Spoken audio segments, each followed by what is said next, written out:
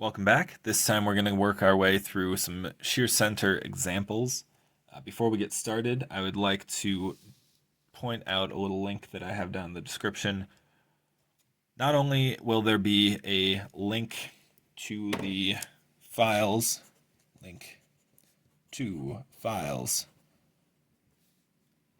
/worksheets.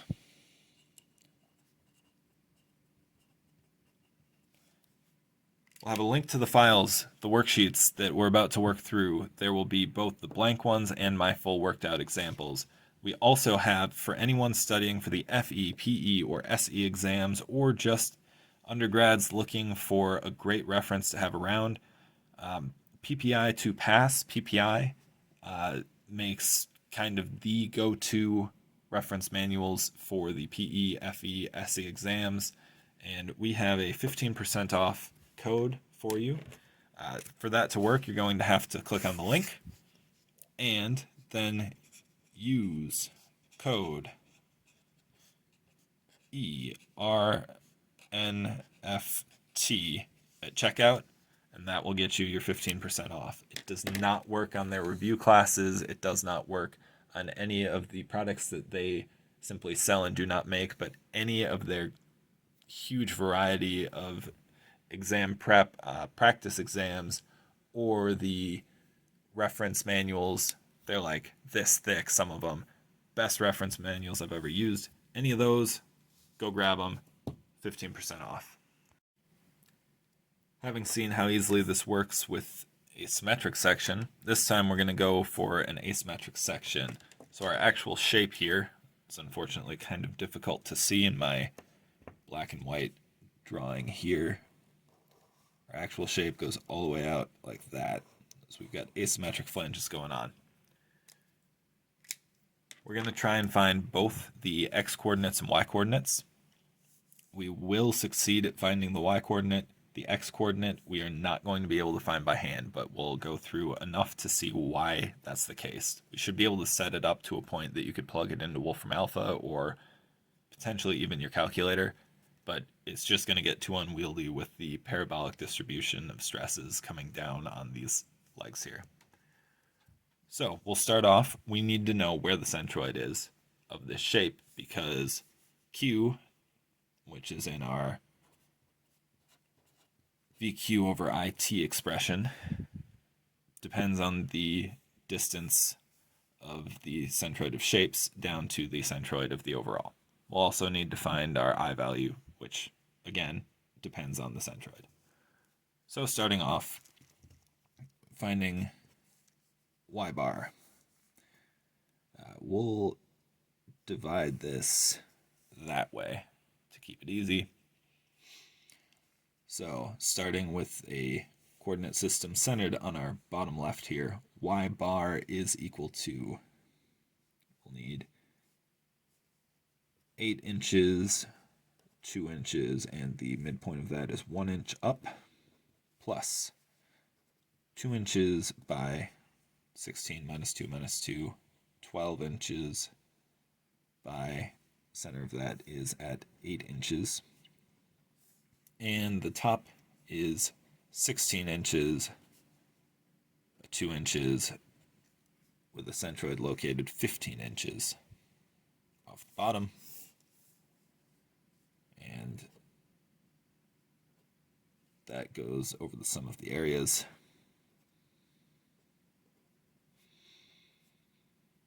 I apologize for jumping back and forth between dot notation and X's on there. I should not do that. And we'll set up X bar right away before we hit the calculator. X bar will be inches, 2 inches by, this time 4 inches, plus 2 inches, 12 inches by 1 inch, plus 16 inches by 2 inches by 8 inches, all over the sum of the area again.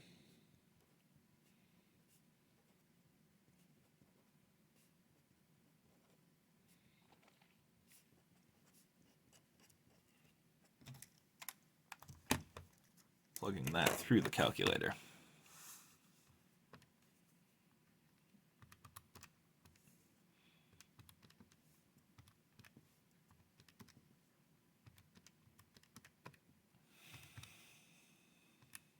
We'll calculate this separate so we can use it next time.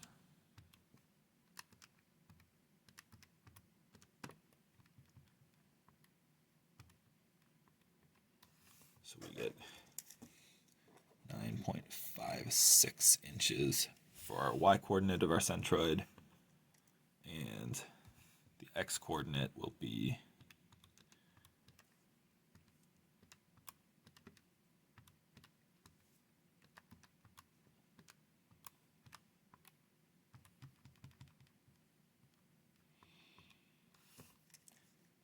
4.78 inches. That places our centroid visually a little over 4 out, a little over 9 up. Right about there. We'll need that for computing the rest of our cues. And we'll start with the vertical location. Sorry, the eccentricity for the vertical shear force, bringing Vy into play here. Now, again, pays to think about this in advance. Vy is going to impart a shear force with a parabolic distribution into this vertical. It's not going to be symmetrical like it was before. We're going to have a little bit of shear force here, a bigger shear force here. We can tell that from continuity. So it's going to be centered higher up. But in terms of summing forces in the y direction, this is the only contributor that we have to balance out that Vy. We'll have a parabolic distribution on there. We'll have a linear distribution imparted here. Again, 0 at the free boundary, 0 at the free boundary. A taller linear distribution up here. So we are going to get between those two, this is a couple with eccentricity E. Then we can pick where we'd like to sum moments about. And I'm going to pick right here, that intersection. That way, we don't need to find this force resultant, and we won't need to find this force resultant, because we're summing moments. We'll locate ourselves right at the junction of two. So we'll call this point A. And we will sum moments about point A. Again, we won't need that, we won't need that. We will have an eccentricity out to there, and we'll have a resultant V top coming out. Summing forces in X gives us that these somehow need to be equal. But we're not going to consider that. That tells us that they're actually, these should be flipped. This should be lower here. This should be much higher here. So we'd push this the other way. But again, we don't care about the vertical or the resultant off of the lower flange because we're just considering the upper flange. So summing moments about A equal to 0 gives us that V applied Y is equal to, we've got our V top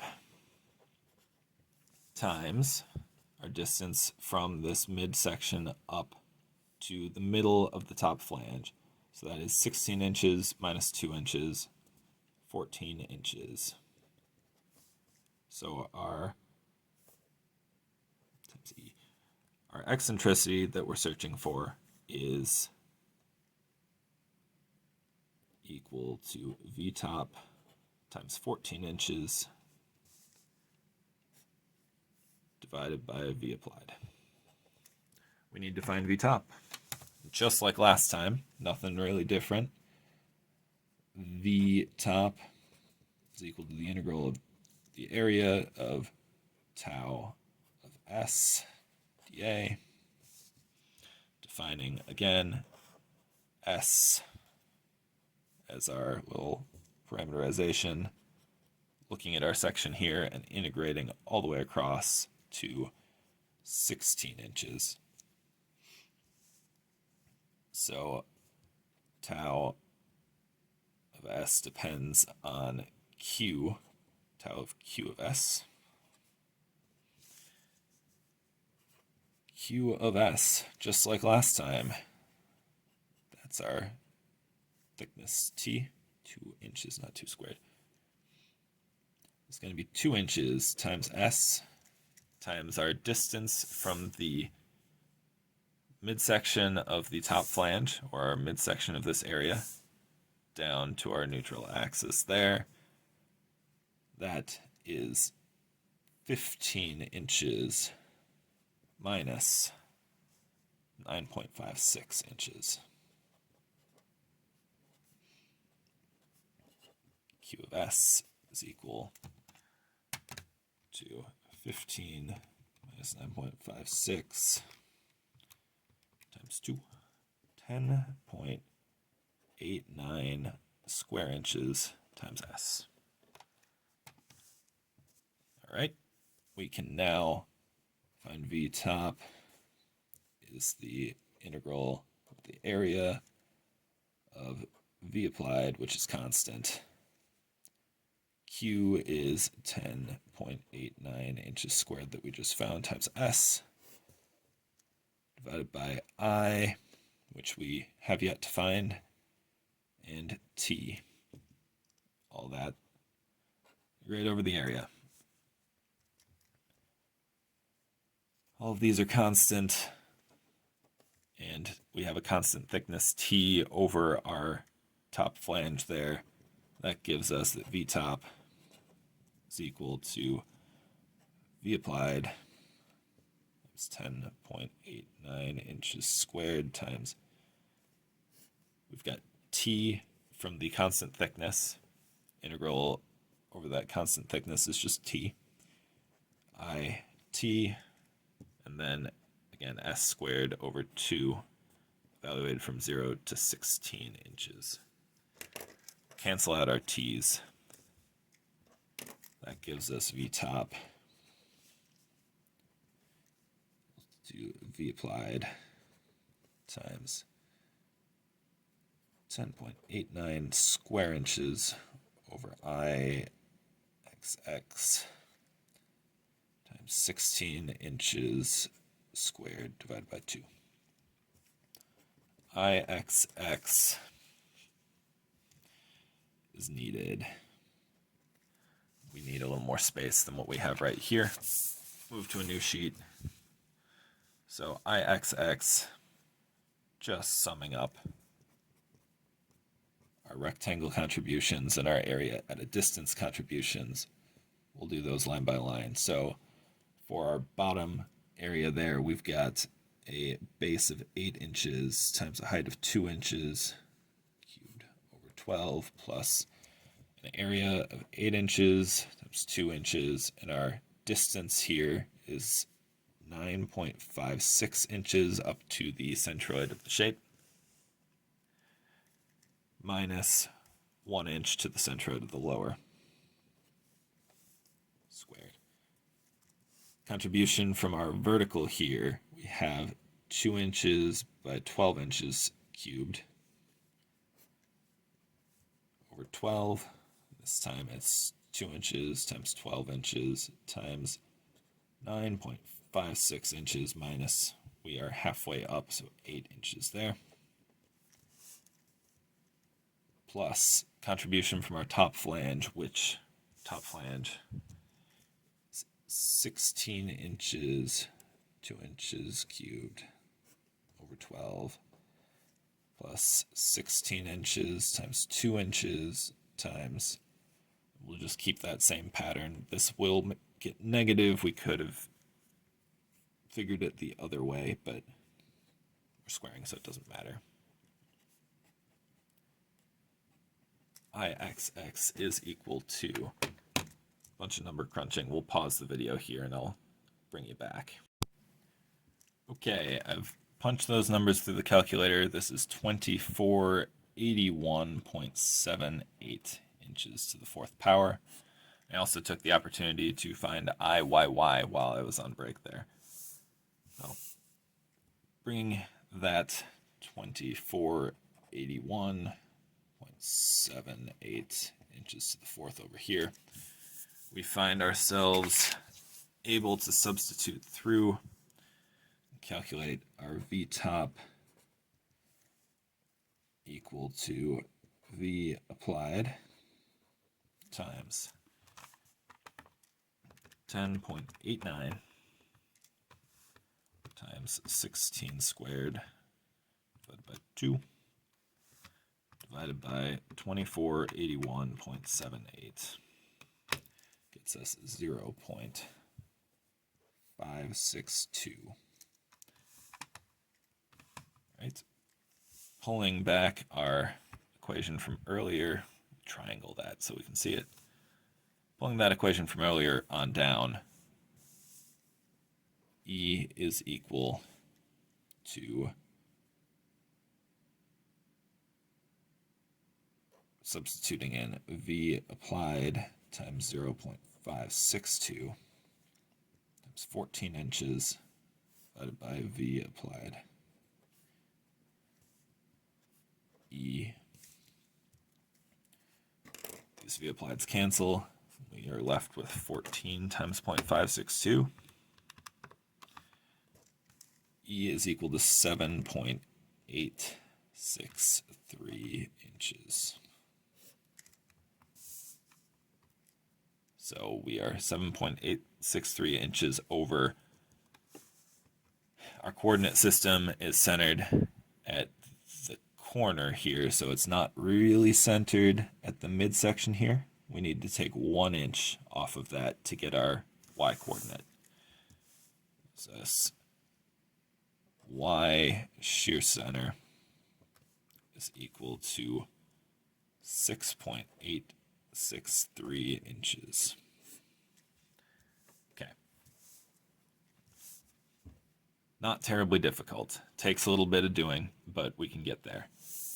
Now, if we move on to trying to find ourselves... Okay, redrawing our diagram. I'll pull it this way so that we can see what's going on.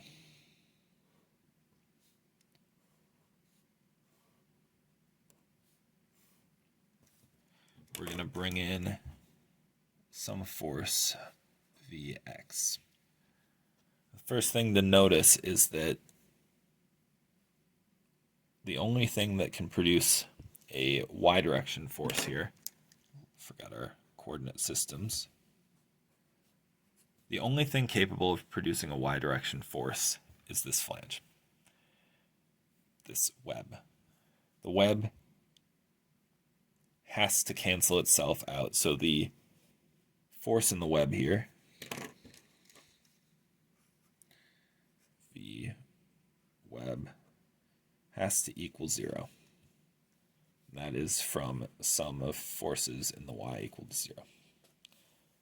There's something going on here, but it's 0. So this is a linear distribution across this portion. It's probably something along those lines. Then we have from continuity that these are equal and opposite. From vertical here, from continuity, we have that the force as it turns the flange here must be equal. And we know that the free boundaries have to come to 0. We're going to choose, again, point A here. Point A is there. We will sum moments around point A. From our sum of forces in x equal to 0, we know that this guy has to equal out to that one. And they are in opposite directions here, so I suppose we're looking at largely resisting that force, coming down to a free boundary. This must be going that way. We come down to 0 here. We come down to a 0 point somewhere there. These don't have to be equal and opposite. They could be higher or lower. If this is centered, it will be equal and opposite. So those must not be. We're only going to concern ourselves with the resultant force off the top here again. But bringing down our neutral axis here, that is occurring about here. Q is going to get tricky because Q above is going to be a slice all the way across. Q below will depend, these aren't linear, these are quadratic. So Q below will be quadratic, Q above will be coming all the way around to both sides there. It's going to be quite a mess, but let's give it a try. So V top, as always, is equal to the integral over the area, tau dA. We've got a piecewise here because Q is non-continuous. We have one Q based on a coordinate system coming this way, and we have one Q coming that way. We can't define one that works both ways because Q is the distance off of that neutral axis. So we'll need a Q top and Q bottom. That will be V top equals, or left, right.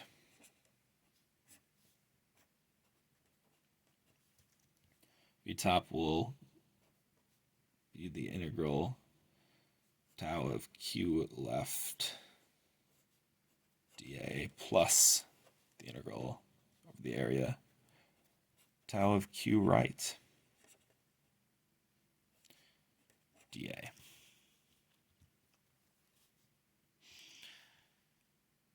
Working on the easier one first, let's look at Q right.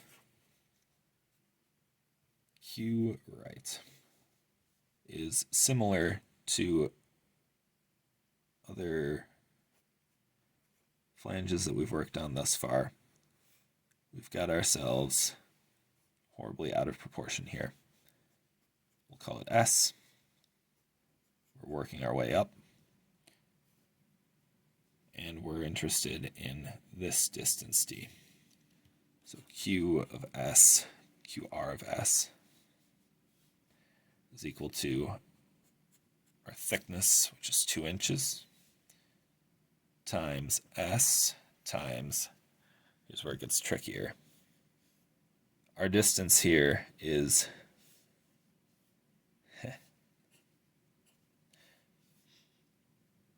our full 16-inch flange width minus our 4.78 inches here.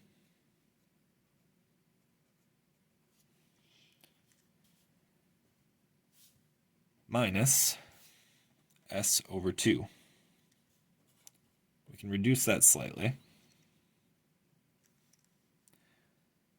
2 inches S times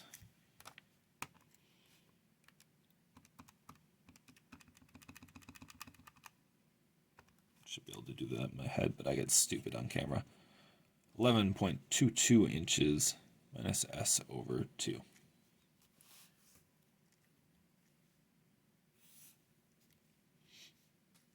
That can be distributed through. Times 2. 22.44 square inches times S minus S squared. That one we can solve. However, we also need Q left, and this is where it all breaks down. This time around, we have ourselves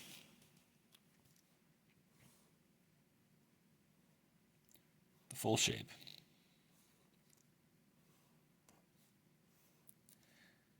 We're going to parameterize calling this B. No particular reason, but B will be our answer here.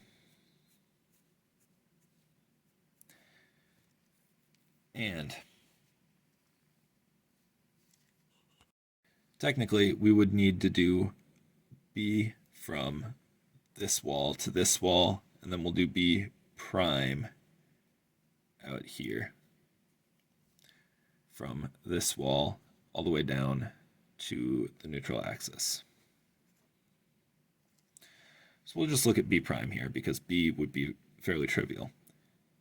Q left of B prime is equal to, our area is the full height and width of this area. So we have, looking back up at our 16 times 2 inches.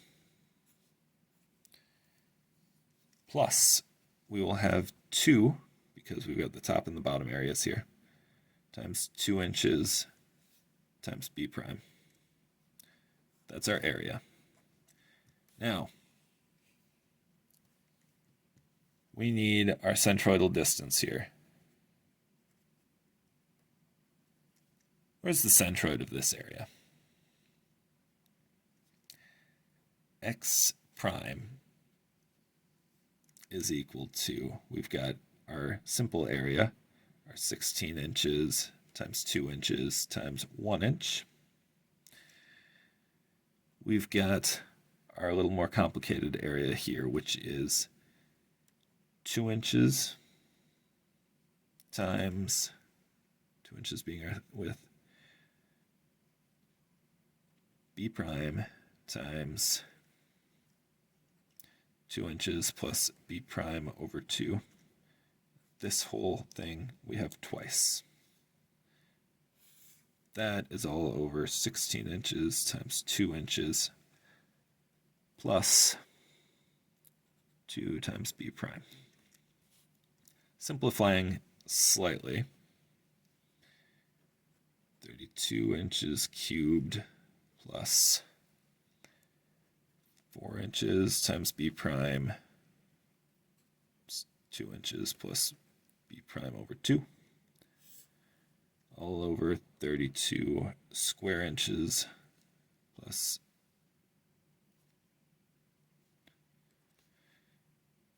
4 inches B prime.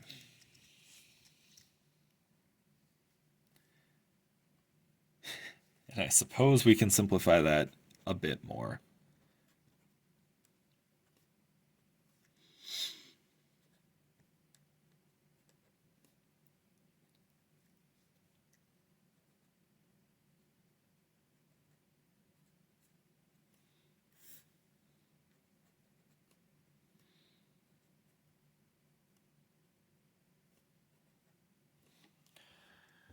And we could divide through by 2. But the point is that this is just to find that centroidal distance that's required up here. Now our Q left B prime turns into 32 square inches plus 4 inches times B prime times 32 inches cubed plus 8 inches squared B prime plus 2 inches times B prime squared, 32 inches squared plus 4 inches times B prime. We need not only to integrate all of this, we also need to multiply it by some more components. We need the integral over the area of V applied, which is constant, over IT, again constant, times all of this, dA. Could we do it? Yes. This could be integrated. This isn't anything that's impossible to integrate. I'm not smart enough to do it by hand in short order. This would be where you would take this whole equation and go to Wolfram alpha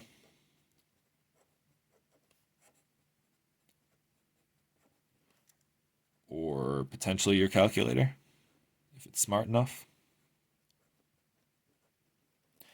And you would come back with an integral of all of this nonsense. Remember, we really have a q left of b, a q left of b prime, and a q right of s to contend with here. So you need to go through, come up with all of those parts piecewise, there to there, there to there, and then from the other direction, hitting that. Finally, you would come up with, again, a multiplier, call it alpha times V applied, which we would substitute back in to some form of a sum of moments, which I didn't even do here. Sum of moments about A equals 0 gives us Vx times Y shear center. This guy was X shear center. Vx times Y shear center minus 1 inch is equal to V top times 15 inches.